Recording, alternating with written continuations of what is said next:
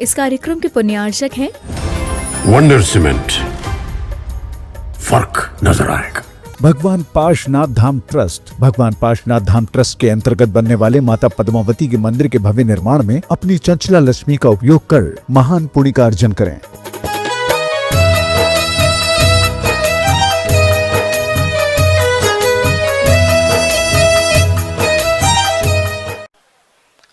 ओम नमः सिद्धेभ्यः। ओम नमः सिद्धेभ्यः। ओम नमः सिद्धेभ्यः। नमः श्री वर्धमानाय निर्धूत कलिलात्मने सालोकानां त्रिलोकानां यद विद्यादर्पणायते। अहिंसा परमो धर्म की महावीर भगवान की प्रातः स्मरणीय परम पूजाचार्य गुरुवर श्री विद्यासागर जी मुनि महाराज जी की जय। आगम के आधार से प्रतिदिन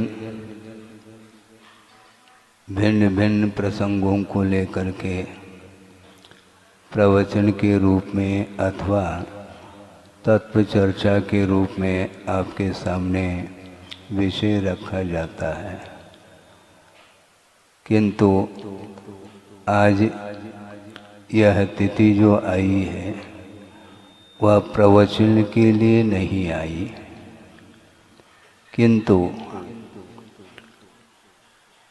साधना निरंतर करते करते उस साधना का जो परिणाम है समाधि के रूप में, उसको स्मरण करने के लिए यह अवसर आया है।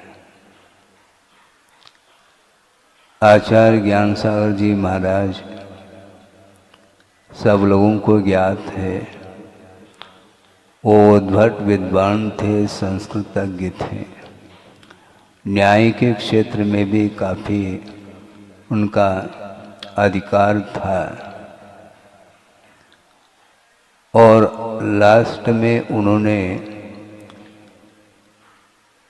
ज्ञानार्जन करते करते काफ़ी समय व्यतीत हुआ है, किंतु उन्हें ये भी बात स्मरण में थी कि नानस्य फलम उपेक्षा, ज्ञान का जो फल है वह उपेक्षा का अर्थ चारित्र हुआ करता है। ज्ञान के माध्यम से वस्तु का स्वरूप जानने में आता है, यह अलग विषय है। ज्ञान का जो फल है वह उपेक्षा का अर्थ चारित्र हुआ करता है। ज्ञान के माध्यम से वस्तु का स्वरूप जानने में आता है, यह अलग विषय है, किंतु जान करके करना क्या है हमें? जानने के लिए तीन लोक है, अनंतानंत ज्ञेयभूत पदार्थ हैं, किंतु उनको जान करके हमें करना क्या है, उद्देश्य क्या है, वह महत्वपूर्ण है। कल परसों भी हमने बात कही थी कि साधन का सही सदुपयोग करना ही वह उद्देश्य माना जाता है साधक का। सुनना और सुनाना ये तो बहुत प्राचीन परंपरा है, ये आजकल की नहीं। सुनने वाले भी मिलेंगे, सुनाने वाले भी मिलेंगे, किंतु सुन करके उसको आत्मसात करने वालों की जो संख्या है वो बहुत विरल मात्रा में। अनुकरण करना बहुत कठिन होता है, प्रयोगात्मक धर्म है, इस प्रकार गुरुदेव ने भी बार बार कहा है। तो महाराज हम क्या करें? एक हाइकू में उन्होंने बात रखी है गुरुदेव ने, जीवनोद्देश्य। आप सुन रहे हैं कि नहीं? 10 मिनट है, ज़्यादा नहीं। जीवनोद्देश्य जिनादेश पालन अनुपदेश। फिर से दोहरा दे, जीवनोद्देश्य जिनादेश पालन अनुपदेश। उद्देश्य ये होना चाहिए जीवन का कि जिनेंद्र भगवान की आज्ञा का पालन करना, ये उद्देश्य होना चाहिए। और वो भी अनुपदेश, बार बार उपदेश देने के उपरांत भी आज्ञा का पालन नहीं कर पाता संसारी प्राणी। इसलिए उनका ये कहना है अनुपदेश अर्थात बिना उपदेश दिए जिनेंद्र भगवान के जो वचन हैं, उनकी जो आज्ञा है, उसको जो आत्मसात करने में लगा हुआ है, उसका वह उद्देश्य इतना अनूठा होगा कि जीवन भर उन्होंने अध्ययन किया।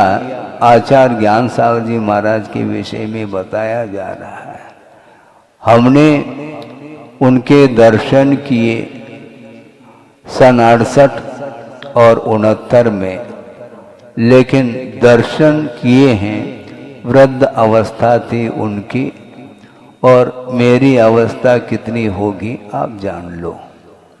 लगभग 10 साल उम्र होगी, शरीर की अपेक्षा से कहा जा रहा है, वैसे आत्मा की तो कोई उम्र तो है ही नहीं।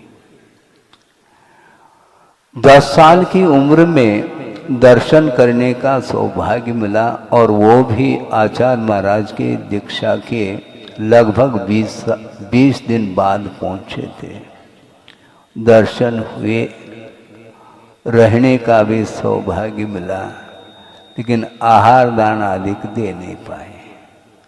10 साल की उम्र थी, इधर 5 साल का हुआ नहीं, और धोती लपेट करके उसको चौके में ले आते हैं। वह शुद्धि क्या जानता है, शुद्धि वो 16 कुछ भी नहीं जानता, उसको लपेट दिया और बिठाल देते हैं। 4-5 साल का वह बालक है, कुछ भी नहीं जानता, नादान रहता है। लेकिन 10 साल की उम्र होने के उपरांत भी वह बालक ही माना जाता है, उसके अंदर वह समझ नहीं आती। ये बात अलग है कि आगम के कथनानुसार 8 साल अंतर्मुर्त के उपरांत सम्यक दर्शन को उत्पन्न करने की भी योग्यता आती है, और 8 साल अंतर्मुर्त के उपरांत केवल ज्ञान को भी वह प्राप्त कर लेता है। यह चतुर्थ काल की बात हो गई, किंतु इस पंचम कलिकाल में 10 साल भी हो जाए तो भी उसके अंदर वह विवेक नहीं आ पाता, क्योंकि उसको क्या ज्ञात है, श्रावक के 7 गुण होते हैं। आपको ज्ञात है? आप 10 साल नहीं, कितने साल के हो गए हैं? 70-80 साल के भी हो गए हों तो भी गिन करके दिखाओ श्रावक के कितने गुण होते हैं। हम महाराज आप ही जानो, आप बताओगे तो हम स्मरण कर लेंगे, याद कर लेंगे। ये स्थिति वर्तमान की है। तो उस समय 10 साल की उम्र थे, लेकिन दर्शन किए हैं। प्रभाव तो पड़ा होगा उनका, क्यों नहीं पड़ेगा? क्योंकि उम्र भले ही छोटी हो, किंतु चेतना तो थी और उनका प्रभाव पड़ा, और आचार्य महाराज भी दीक्षित हुए हैं। कई लोग ये कहते हैं कि महाराज आपको कैसा वैराग्य हुआ? वैराग्य के लिए कई निमित्त हो सकते हैं, इसमें क्या दिक्कत है? कोई भी निमित्त हो, वैराग्य होना चाहिए। और दूसरी बात यह है, आगम के आधार से 2-5 मिनट कहना चाहता हूं कि वस्तुतः वृद्ध की क्या परिभाषा है। उम्र के हिसाब से कोई वृद्ध हो सकता है, 80-90 साल का हो सकता है, वह वयोवृद्ध है। किंतु वस्तुतः वृद्धत्व किसको बोलते हैं, आगम में लिखा हुआ मिलता है। आप पढ़ने का प्रयास करिएगा कि प्रत्यासत्यम समायातै, प्रत्यासत्यम समायातै विषयै स्वांतरंजकै न धैर्यं स्खलितम येषाम ते वृद्धा व्युदैर्मता। वृद्ध उनको बोलते हैं किसको बोलते हैं? निकटता को प्राप्त है। कौन? पंचेंद्रिय के विषय। मन को रंजायमान करने वाले पंचेंद्रिय के विषय सामने उपस्थित हो, इसके उपरांत भी जिसका धैर्य स्खलित ना हो, उसका नाम वृद्ध है।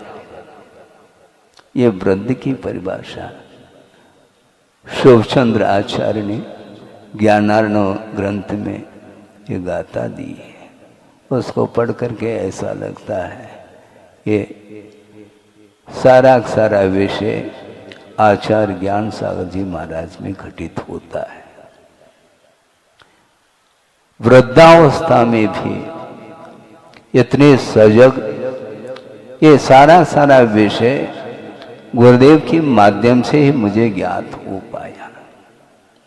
वृद्ध थे, इसके उपरांत भी उनकी निष्ठा मार्ग के प्रति, साधना के प्रति अद्भुत निष्ठा थी उनकी।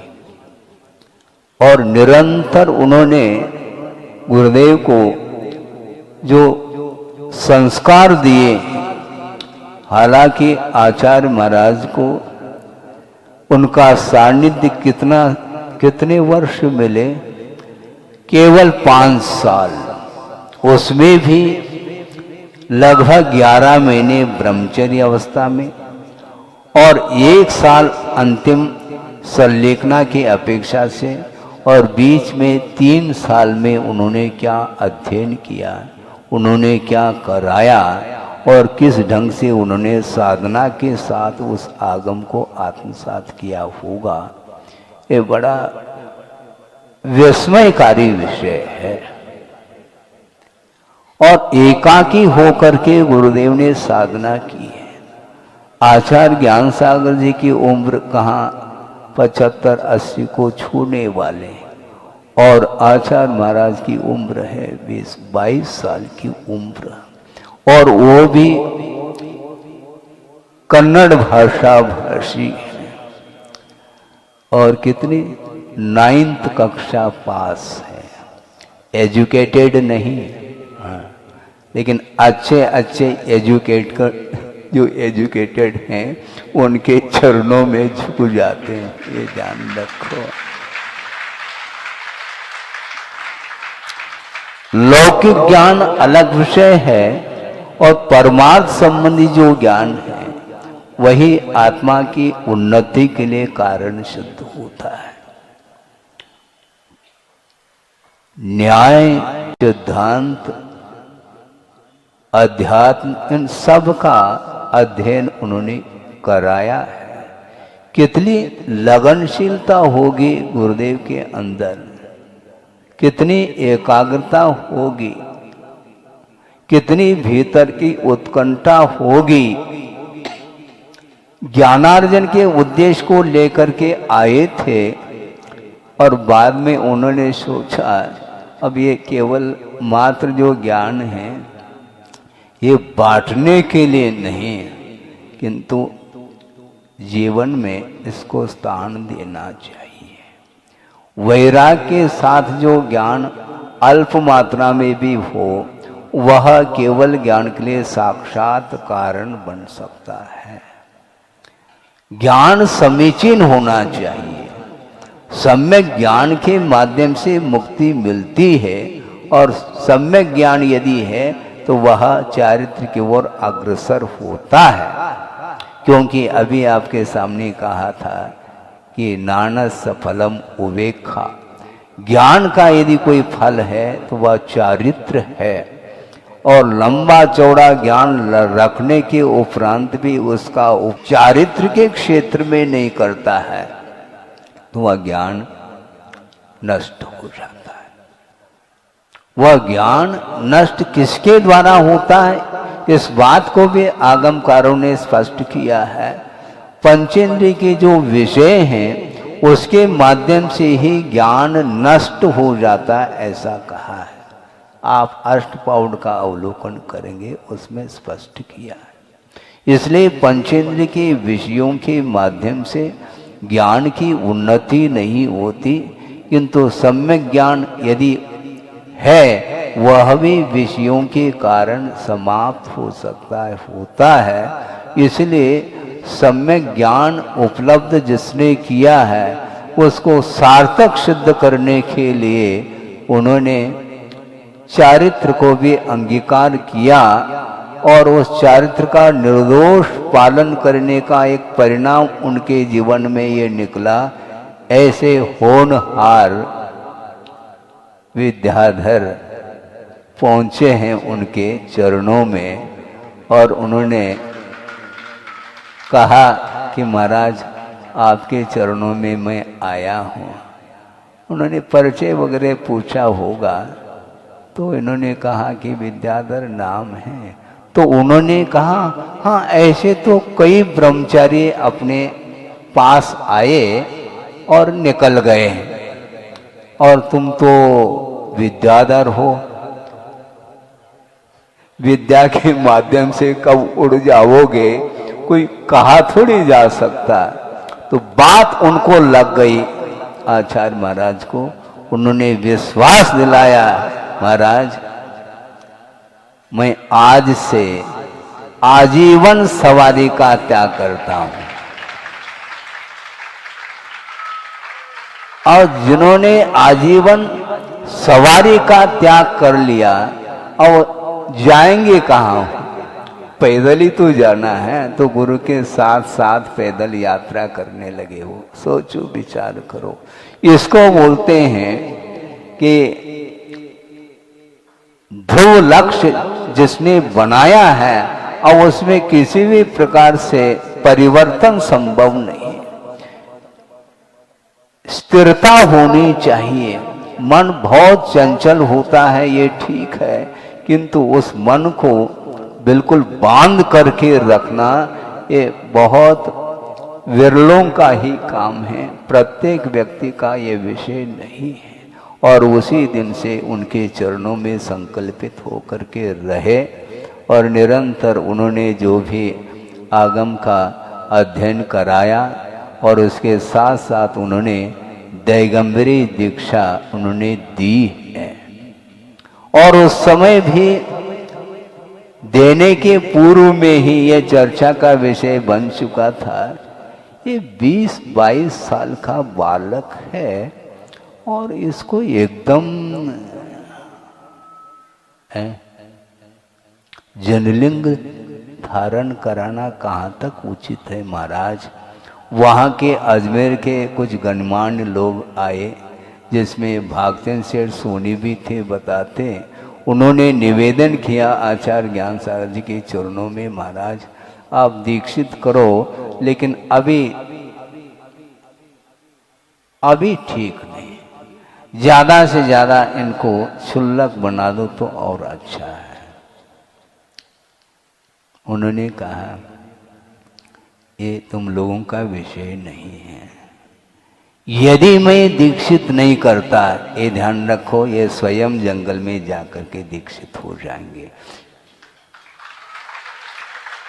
इनके वैराग्य को कोई रोक नहीं सकता। भगवान भी आ जाए तो ये लौटेंगे नहीं, ये ध्यान रखो। हमने जो कुछ भी इनकी परीक्षा लेनी थी हमने ले लिया, उसमें उत्तीर्ण हो चुके हैं और मुझे पूरा विश्वास है इनके माध्यम से जो प्रभावना होगी वह अद्भुत प्रभावना तुम लोग नहीं जान पाओगे। इसलिए ये तुम्हारा विषय नहीं है, शांति से बैठो। महाराज ये बहुत छोटे हैं। तो उन्होंने कहा ठीक है, तुम्हारी उम्र कितनी है? 70 साल। आ जाओ, तुम्ही को पहला दे दें, हम दीक्षित कर दें, तो इनको बाद में कर दें। उम्र होने मात्र से कुछ नहीं होना है, किंतु 70-80 साल के होने के उपरांत भी अभी वह सांसारिक कार्यों में उलझा हुआ है और बोलता है कि यह बहुत छोटी उम्र का है। महाराज उम्र अलग वस्तु और वैराग्य अलग वस्तु है। ये गुरुदेव के विषय में बात रखी है। समय हो रहा है, संक्षेप में हम इतना कहना चाहते हैं कि गुरुदेव की साधना जो हमने देखी निकटता के साथ, उसके माध्यम से ही ज्ञान सागर जी की चारित्र के विषय में भी पूरा का पूरा ज्ञान हो जाता है। क्योंकि जिस समय दर्शन किए हैं उस समय तो बुद्धि थी नहीं। बालक अवस्था में क्या बुद्धि है? बालपने में ज्ञानन लहो ये बोलते हैं, चढ़ा रहे की पंक्ति। उसी प्रकार हम लोगों की स्थिति थी, लेकिन गुरुदेव की साधना और उनके ज्ञान के विषय में अच्छे बारीकी से अध्ययन करने से ऐसा ज्ञात हुआ कि वस्तुतः ज्ञान सागर जी यदि नहीं होते तो गुरुदेव का दर्शन होना मुश्किल था। और आचार्य महाराज को उन्होंने दीक्षित किया, आचार्य ज्ञान सागर जी महाराज ने, और दीक्षित होकर के यदि मान लो इस पद को स्वीकार नहीं करते तो क्या होगा? आचार्य पद को यदि स्वीकार न करके किसी अन्य संग में जा करके यदि मान लो आत्म साधना करते तो फिर हम और आपका क्या होगा? बहुत दूर दृष्टि थी आचार्य ज्ञान सागर जी महाराज की। उस उम्र में उन्होंने आचार्य पद को जो स्वीकारा था उसके पीछे भी यही तथ्य समझ में आता है, क्योंकि इतनी वृद्धावस्था में आचार्य पद को ग्रहण करने की आवश्यकता क्या थी उनको? इसलिए थी क्योंकि मैं नहीं ग्रहण करूंगा तो इसको आचार्य कोई बना नहीं पाएगा। इसलिए परंपरा को अक्षुण्ण बनाए रखने के लिए उन्होंने उस आचार्य पद को लेकर के और कुछ ही समय में इनको आचार्य पद को सौंप दिया।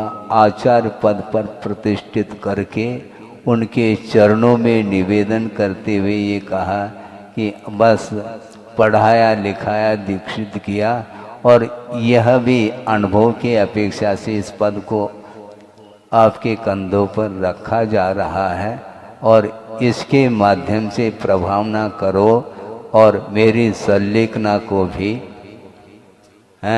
सब कुछ सीख लिया। अब संलेखना कैसी कराई जाती है यह भी एक विषय सब्जेक्ट रहा है, इसलिए इसको भी आपके सामने रख रहा हूँ और अच्छे ढंग से विधिवत आगम के अनुरूप संलेखना आपके माध्यम से मेरी हो और समाधि पर मरण पूर्वक जीवन का अंत हो।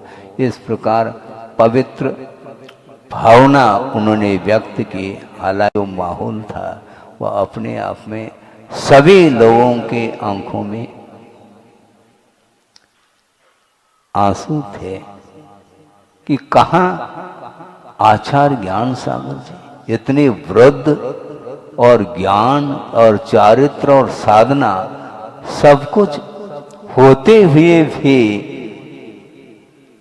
नव दीक्षित जो बालक के रूप में हैं उनको आचार्य पद पर प्रतिष्ठित करके उनके चरणों में संलेखना धारण करने का भाव रखना ये बहुत, इससे बढ़ करके और कौन सी साधना अंतरंग साधना हो सकती है? सोचो विचार करो।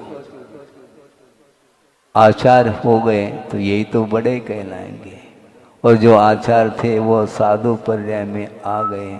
ये वस्तुतः ये पद जितने भी दिए जाते हैं योग्यता के अनुरूप दिए जाते हैं और इसके पीछे यही एकमात्र उद्देश्य रहता है कि अनुशासन बना रहे संघ में और इसके माध्यम से प्रभावना निरंतर होती रहे।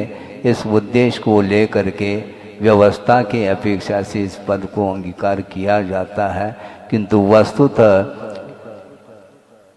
इस पद को अंगीकार करने के उपरांत भी गुरुदेव के मन में निरंतर यही भाव बना रहता था कि वह कब घड़ी आएगी जिस घड़ी इसको इस पद का मैं त्याग कर लूं। इस प्रकार निरंतर उनके मन में ये भाव बने रहते थे और अंत में उन्होंने भी इस पद का त्याग करके संलेखना करके जो दिखाया है वस्तुतः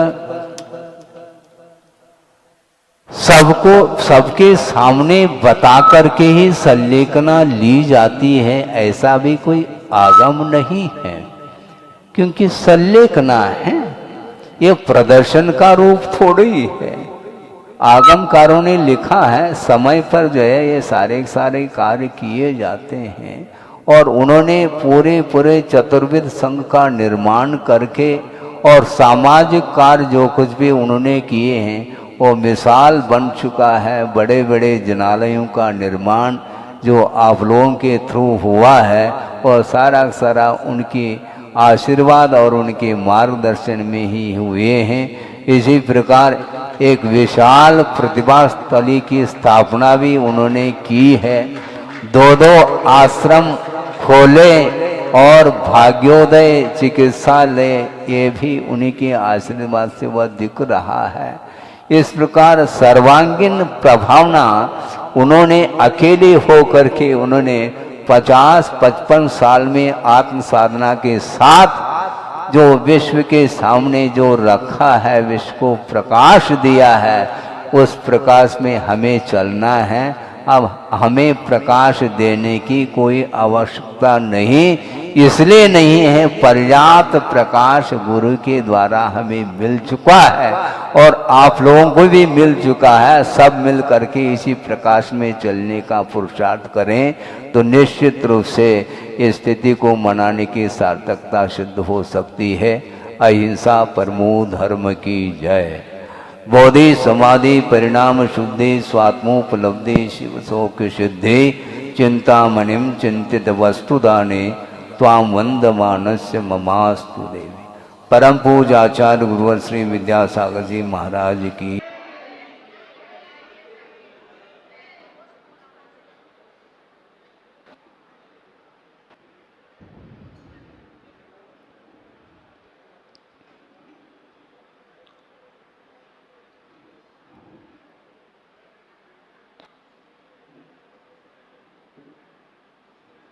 कई बार उद्देश्य बनाने के उपरांत भी उस उद्देश्य से वह च्युत हो जाता है। कौन? वही संसारी प्राणी। लक्ष्य बनाता है किंतु जब तक लक्ष्य को प्राप्त नहीं कर सकता तब तक उसी लक्ष्य में उसका उपयोग रहना चाहिए, किंतु उसके पास धैर्य नहीं है। हाँ, आपको क्या प्राप्त करना है? मोक्ष प्राप्त करना है, बस। आपको क्या प्राप्त करना है? मोक्ष प्राप्त करना है। लेकिन ये लक्ष्य हुआ, लेकिन लक्ष्य की प्राप्ति जब तक न हो तब तक उसका उसी में उपयोग बना रहे, बहुत कठिन है। व्रतों का संकल्प ले लेता है, लेकिन भावों से वह पुनः बाहर आ जाता है। व्रत टूटते नहीं, किंतु भावों की अपेक्षा से उसका पतन हो जाता है। ऐसा क्यों होता है? ये अस्थिरता इसी को बोलते हैं। उसका उपयोग, उसका मन स्थिर नहीं रहता। कोई न कोई इच्छा उसके भीतर बनी रहती है, जबकि लक्ष्य क्या बनाया है? मोक्ष प्राप्त करने का लक्ष्य है और अन्यान्य वस्तुओं की इच्छा बीच बीच में होती है। ये क्यों होती है? क्या लक्ष्य नहीं बनाया? क्या संकल्प लिया नहीं है क्या? द्रव्य संयम अणुव्रत और महाव्रत के रूप में यथा योग्य वह संकल्प ले लेता है और संकल्प को बरकरार बनाए रखता है। इसके बाद भी गुणस्थान बरकरार बनाए रख नहीं पाता और बिना गुणस्थान के विकास के वो कार्य संपादित होना ही नहीं है। कर्म सिद्धांत सामने आता है, उपयोग हो तो वह सारा विषय सामने आता है। जैसे कुछ विषय आपके सामने रखने जा रहा हूँ, क्या आपका उपयोग उस ओर है? और आज आप क्या रखने जा रहे हैं क्या पता। भूमिका तो हमने बना ली, लेकिन उस ओर ध्यान नहीं जाता है। और स्पष्ट ही कर दिया हमने, द्रव्य संयम को अंगीकार किया है, संकल्प को वह बनाए रखा है। जीवन के आदि से लेकर के अंत तक वह संकल्प टूट नहीं रहा है, किंतु फिर भी उसका विकास क्यों नहीं हो रहा है, ये बहुत बड़ा प्रश्न चिन्ह है। और इसमें स्वयं की ही कमजोरी है। हाँ, गुणस्थान से नीचे जो आता है वह बिना इच्छा के आता है क्या? अबुद्धि पूर्वक गुणस्थान का पतन हो रहा है क्या? नहीं। गुणस्थान से नीचे आने का अर्थ, क्योंकि गुणस्थान अपने आप में भावात्मक परिणति है। आत्मा के जो परिणाम होते हैं, यदि सम्यक दर्शन के साथ रह रहा है तो उसके परिणाम कैसे रहेंगे? सम्यक दर्शन के साथ परिणाम जो रहते हैं वह मिथ्यात्व के साथ जो परिणाम रहते हैं वो नहीं रहेंगे। एक साथ दो दो गुणस्थान नहीं होते। नाना जीव की अपेक्षा से होना अलग विषय है, किंतु एक जीव की अपेक्षा से एक साथ एक ही गुणस्थान रहेगा। या तो मिथ्यात्व रहेगा अथवा अविरति है तो चतुर्थ गुणस्थान रहेगा। द्वितीय गुणस्थान भी आ सकता है, तृतीय भी आ सकता है। मूल ये है कि ये गुणस्थानों में जो परिवर्तन जो आ रहा है वह बुद्धिपूर्वक आ रहा है कि अबुद्धिपूर्वक आ रहा है। गुणस्थान पकड़ में नहीं आता, किंतु भाव तो पकड़ में आते हैं। यहाँ तक कि गुणस्थान भी बरकरार बना रह सकता है, उसके बाद भी उसमें जो तारतम्य है वह एक सा नहीं रहता। कितना अंतर आ गया देखो। गुणस्थान को बनाए रखता है, कोई चतुर्थ गुणस्थान वर्ती है, अविरत सम्यक दृष्टि, किंतु उसके जो स्तर हैं वे हमेशा एक से नहीं रह पाते हैं। तो इसलिए हम ये पूछना चाहते हैं, जबकि आपका लक्ष्य एक ही है, शुद्ध परमात्मा तत्व को प्राप्त करना। ये श्रद्धांत तो आपने कर ही लिया है।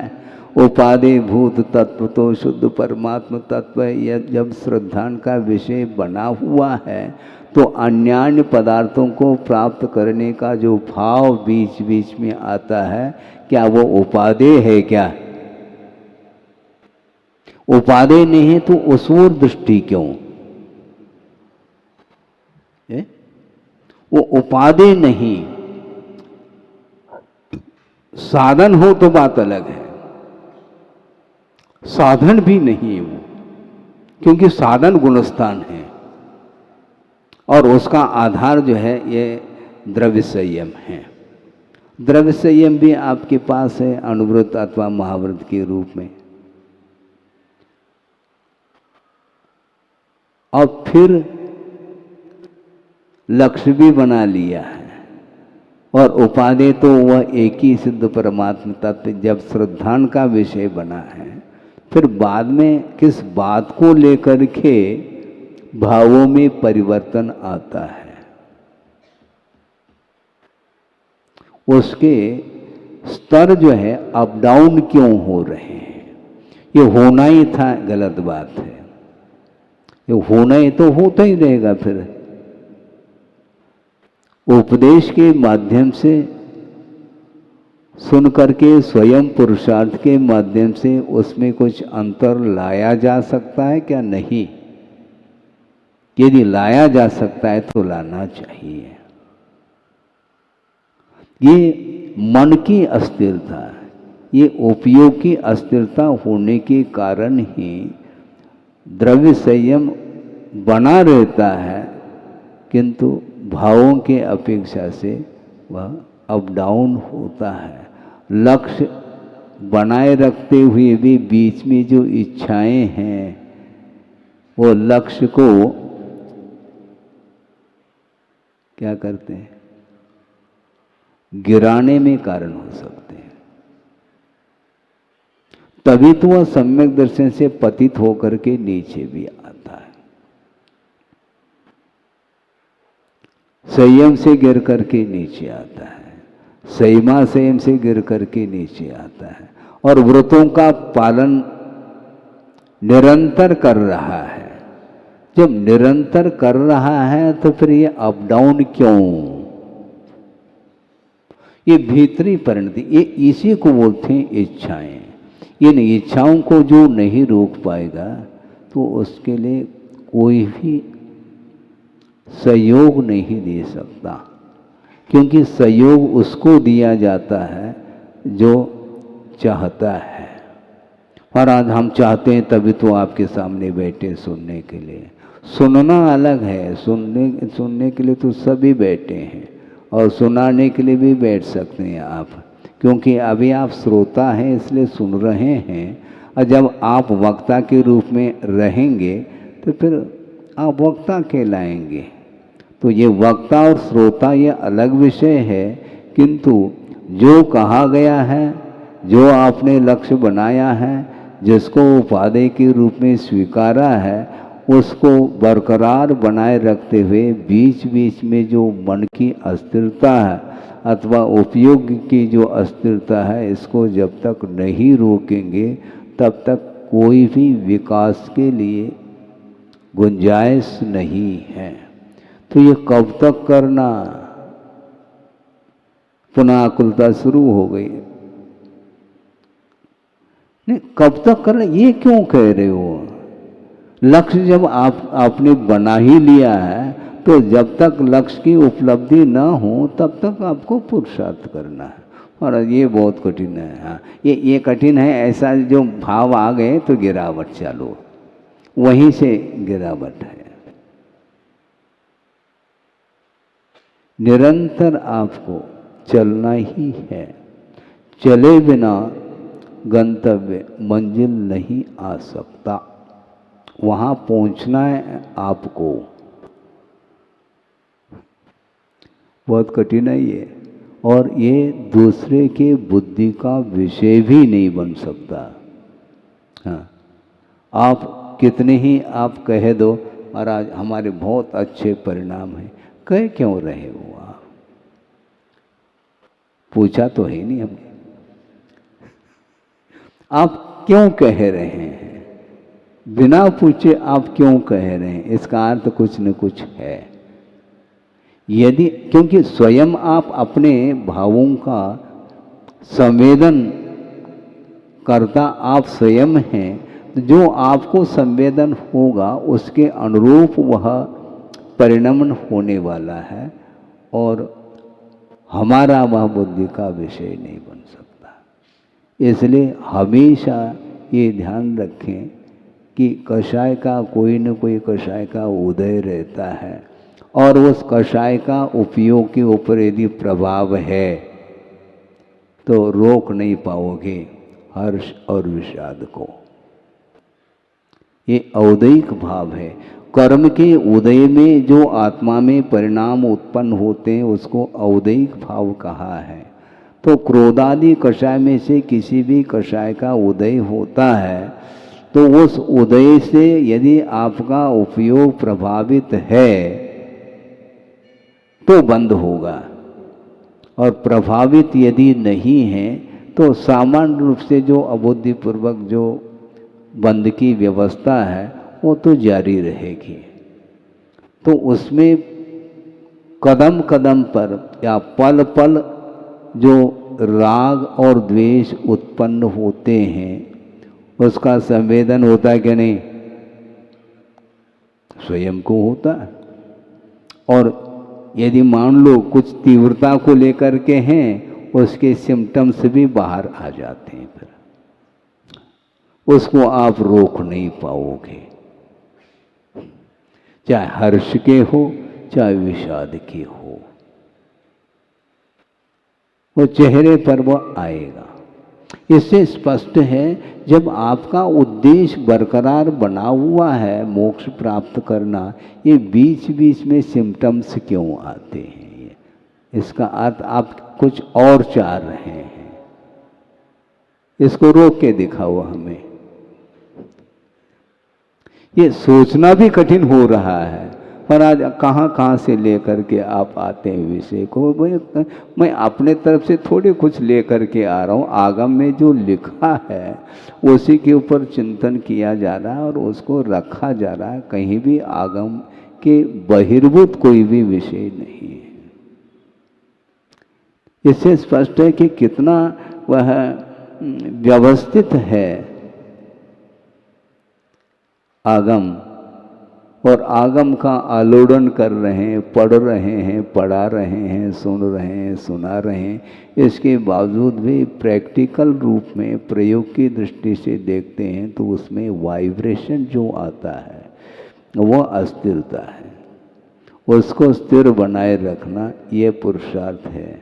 यथाशक्ति करिए, यह अलग विषय। अब इसके ओट में वो शुरू हो जाता है, हमारी तो इतनी क्षमता है, मतलब ठीक है, अच्छी बात है, क्योंकि आपने जो कहा है, क्योंकि आप जो संवेदन करते हैं वो आपकी उतनी क्षमता है, तो अच्छी बात है, तो उसी कक्षा में रहोगे। हाँ, जिसकी जितनी क्षमता है वो उसी क्षमता के अनुरूप उस कक्षा में वो रहता है। इस कक्षा से कैसे ऊपर उठे महाराज? तो आपकी क्षमता हो तो उठो, नहीं है तो बैठे रहो। वो हमारा क्या विषय रहा, क्योंकि आपने ही कहा कि महाराज हमारी इतनी क्षमता है। अच्छी बात। भावों की अपेक्षा से बहुत कुछ विकास किया जा सकता है, बल्कि भावों का ही विकास होता है। उसके लिए जो भी शरीराश्रित आचरण है उसका निषेध नहीं किया जा रहा, न निषेध किया है। आगम में तो द्रव्य संयम का विधान है, उसके बिना भाव संयम संभव नहीं। किंतु द्रव्य से शरीराश्रित जो आचरण है उसको निरंतर उसका पालन करते हुए भी भावों में जो मलिनता बीच बीच में आ रही है उसको रोकने का प्रयास यही भावलिंग माना जाता है। भावलिंग और किस चिड़िया का नाम हमें बता दो। हाँ,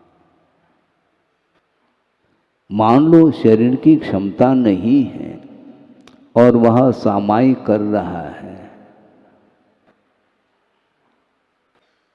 पौन घंटा कर लिया, 48 मिनट कर लिया, ठीक है, जगन्य कर लिया है, लेकिन भावों में जगन्यता नहीं है, ध्यान रखो। और उत्कृष्ट करते हुए भी यदि भाव में डाउन है तो फिर वो उत्कृष्ट जो है ना, उत्थित उत्थित समय मूलाचार आने वाला है। जब स्वाध्याय करेंगे कि अवस्थित अवस्थित अवस्थित उत्थित उत्थित अवस्थित और उत्थित उत्थित, ये 3-4 भेद किए हैं। जो द्रव्य से भी अवस्थित है यानी उसका विकास नहीं हुआ, और भावों से भी अवस्थित है, गिरा हुआ है, दोनों तरह से गिरा हुआ है। और द्रव्य से उत्थित है, खड़े होकर के कर रहा है, और भावों से अवस्थित है। और बैठ करके कर रहा है द्रव्य से और भावों से उत्थित है, और जो द्रव्य से और भाव से दोनों से ही उत्थित है तो उसका कहना ही क्या है। मान लो क्षमता नहीं है तो कोई बाधा नहीं, लेकिन भावों से क्यों बैठ रहे हो तुम?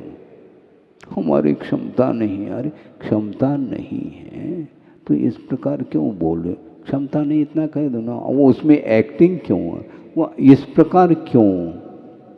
क्षमता नहीं है, कोई चिंता नहीं है, लेकिन जितनी क्षमता है उसका उपयोग करो, उसमें क्यों? लेकिन ये हमेशा ये इसकी वृत्ति इसी प्रकार है। भावों में स्थिरता लाना यही मोक्ष मार्ग है। गुरुदेव ने भी यही कहा था, सब कुछ भीतर ही मोक्ष मार्ग है, बाहर तो नॉमिनल। हाँ, क्योंकि सहनन का अभाव होने के कारण हम विशेष तप आदि नहीं कर पा रहे हैं। विशेष परिचय उपसर्ग आदि हमारे द्वारा सहन करने में नहीं आता। इसके बावजूद भी भावों की अपेक्षा से उत्कर्षता आ सकती है, क्योंकि भाव आपके अंदर है। तो इसलिए ये राग द्वेष इससे जब तक ऊपर नहीं उठेंगे, ये कषाय का क्षय नहीं होगा। वर्तमान में कषाय का समय समय पर उदय होता रहता है, किंतु उससे आपका यदि उपयोग प्रभावित है तो गुणस्थान भले ही चेंज ना हो, किंतु गिरावट तो है उसमें, उस स्तर तो गिरेंगे। मन के अनुरूप कुछ मिल जाता है तो उसमें कुछ सिम्टम्स अलग आते हैं, वो हर्ष के होते हैं। वो हम ये पूछना, सिद्धांत से पूछ रहा हूँ मैं, सिद्धांत से बाहर नहीं जाऊंगा। ये हर्ष और विषाद ये किस भाव के अंतर्गत आते हैं? अवदैहिक भाव। खत्म है। औपश्रमिक और क्षायिक भाव में न हर्ष है न विषाद है, और वही साधन है। औदैहिक भाव साधन नहीं, ये ध्यान रखो, क्योंकि औदैहिक भाव संसार के लिए साधन है, मोक्ष के लिए धर्म ध्यान और शुक्ल ध्यान साधन है। तो धर्म ध्यान क्या औदैहिक भावात्मक है क्या? नहीं है। तो औदैहिक भावात्मक नहीं है तो धर्म ध्यान में न हर्ष है न विषाद है। और जब कभी भी हर्ष विषाद का संवेदन होता है तो उस समय धर्म ध्यान ओम शांति। धर्म ध्यान में न हर्ष होगा न विषाद होगा, क्योंकि ये दोनों औदैहिक भाव, और औदैहिक भाव में ही आर ध्यान होता है, सौप्रेमिक भाव में नहीं होता। सौप्रेम भाव बना रह सकता है, और औदैहिक भाव के कारण सौप्रेम भाव रहते हुए भी धर्म ध्यान से वह बाहर आता है और इष्टानिष्ट की कल्पना कर लेता है। जबकि उद्देश्य मोक्ष तत्व को प्राप्त करना है, और कदम कदम पर ये जो हर्ष विषाद हो रहे हैं इसको बंद करने का पुरुषार्थ करिए। आत्मदर्शन संभव नहीं है। आत्मा का दर्शन करना चाहो तो स्वरूप का दर्शन माना जाता है, और स्वरूप का दर्शन हर्ष विषाद के साथ संभव नहीं है, कितनी कोशिश करो आप। हाँ, आह्लाद क्या है? हाँ? प्रह्लाद, और प्रकृष्ट रूप से आह्लाद, वो क्या है? वो मोह की परिणति। क्योंकि हम ये पूछना चाहते हैं, वो जो आह्लाद हुआ उसके लिए कोई न कोई कारण तो होगा।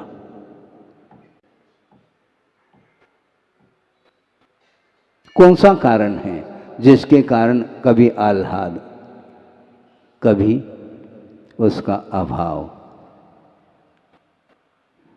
क्योंकि क्षोभम भाव सम्यक दर्शन, सम्यक ज्ञान, सम्यक चारित्र के उपस्थिति में भी ये आह्लाद होता है, कभी कभी नहीं होता है। तो ये क्यों हो रहा है?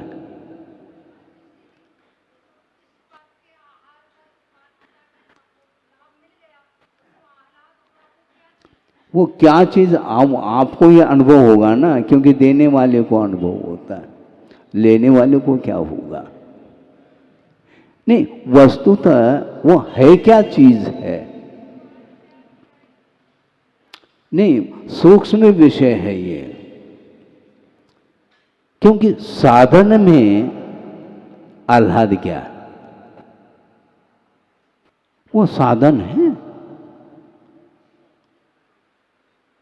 यहां से दिल्ली जाना है तो बाय ट्रेन जा रहे हैं, तो ट्रेन क्या है? ये साधन ही तो है। उसको दे करके क्या आह्लादित होना? उसमें क्या आह्लाद है? आप सोचो, वस्तुतः साधन को साधन के रूप में स्वीकारना है हमें। यही वस्तु तत्व का स्वरूप माना जाता है। हाँ हाँ हाँ, हम आश्चर्यचकित हो रहे हैं इसलिए। भगवान कभी आश्चर्यचकित नहीं होते हैं। 50 करो और 500 करो, उनको कोई फर्क नहीं पड़ने वाला है। वो कभी भी आश्चर्यचकित नहीं होते, क्योंकि राग द्वेष से ऊपर उठे हुए हैं वो। जब तक राग द्वेष का सद्भाव रहेगा तब तक यही दशा रहेगी। तारतम्य अलग वस्तु, किंतु उसमें वो झूलेगा वो। तो वो ये पराश्रित है क्या स्वाश्रित? मुझे बताओ। 5 आश्चर्य हो गए तो आह्लाद, नहीं हुए तो कब होगा, कब होगा, कब होगा? आश्चर्य, 8वां आश्चर्य कौन सा आश्चर्य है ये वस्तुतः ये बाहरी जो कुछ भी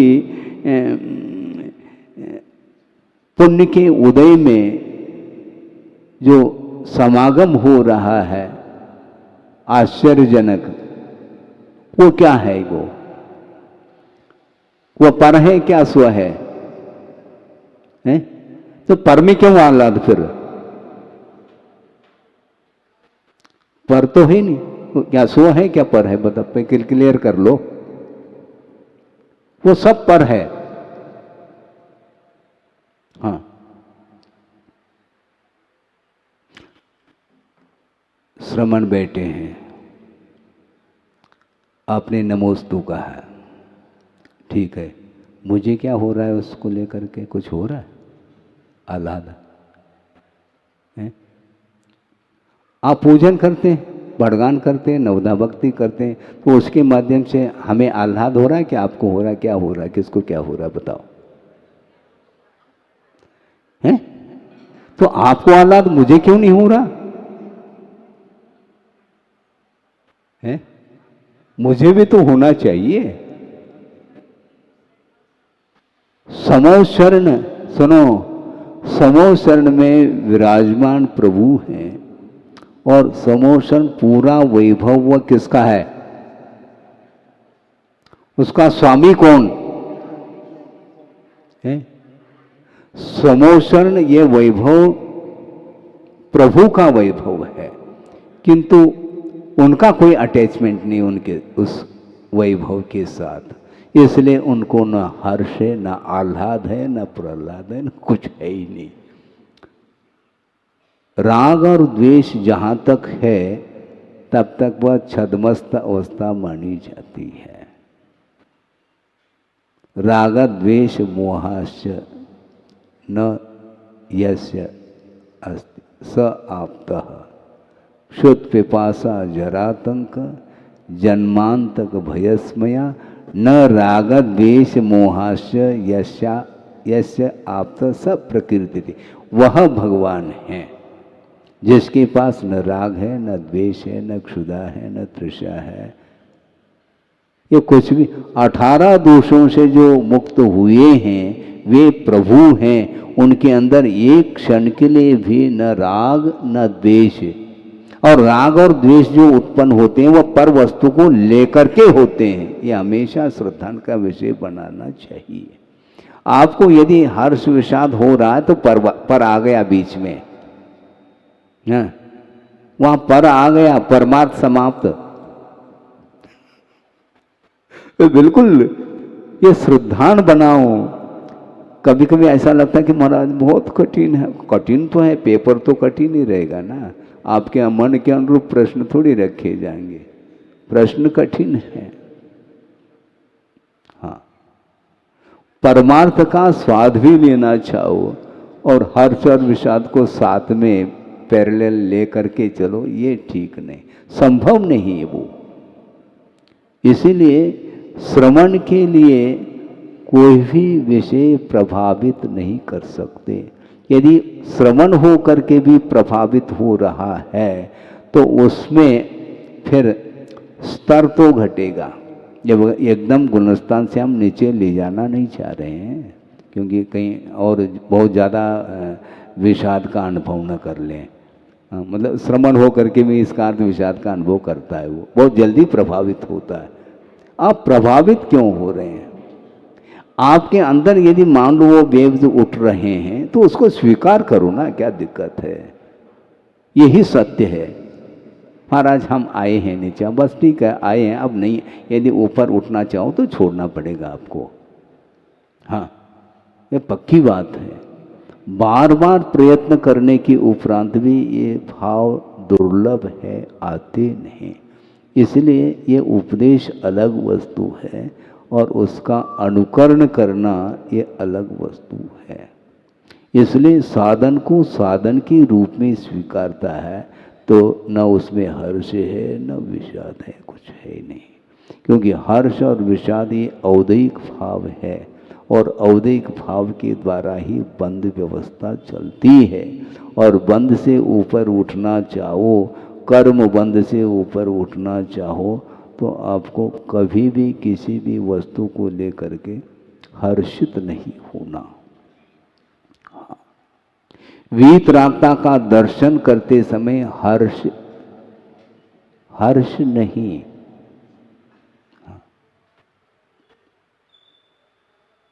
बिल्कुल आचार्य महाराज ने ये कहा था कि भगवान न अप्रसन्न रहते किसी से न किसी से प्रसन्न।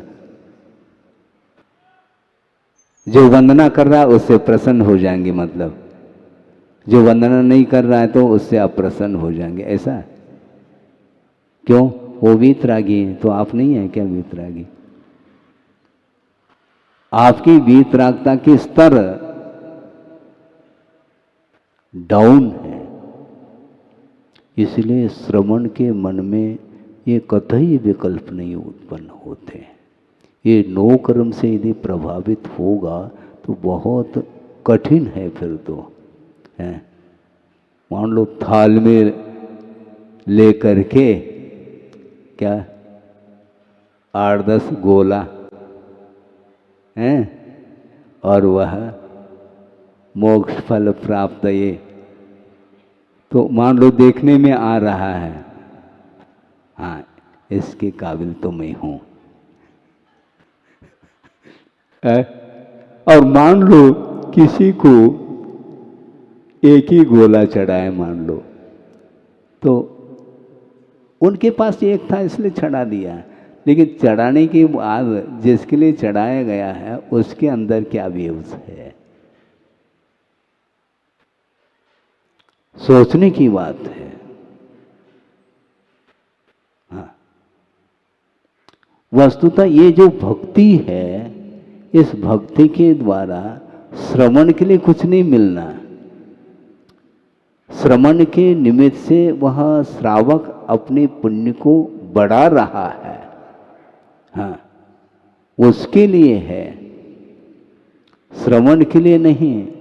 भगवान की पूजा आप करते हो तो भगवान आह्लादित हो जाएंगे क्या आपसे? नहीं, फिर वो भगवान ही नहीं है फिर वो, क्योंकि जो कर रहा है पूजा उससे वह प्रभावित हो रहे हैं, जो पूजा नहीं कर रहा है उससे प्रभावित नहीं हो रहे, उससे रुष्ट हो रहे हैं। तो ये सराग दशा है। रागी द्वेषी जो देवी देवताएं हैं वो हमेशा इस प्रकार किसी से रुष्ट होते हैं, किसी से तुष्ट होते हैं, किंतु वीतरागी भगवान न रुष्ट होते हैं न तुष्ट होते हैं। और इसी प्रकार धार्मिक जीवन में आप अपना सर्वस्व न्यौछावर करते हुए अपने भावों को उज्जवल बनाए रखेंगे। अहिंसा परमो धर्म की जय। बोधि समाधि परिणाम शुद्धि स्वात्मोपलब्धि शिव शोक सिद्धि चिंतामणिम चिंतित वस्तुदाने त्वां वंदमानस्य ममास्तु देवी।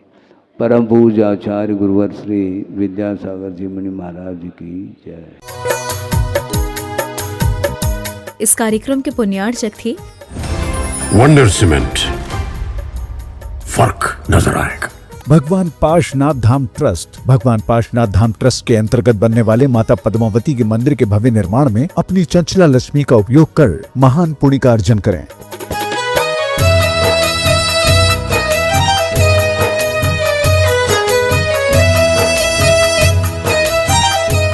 राष्ट्रीय राजधानी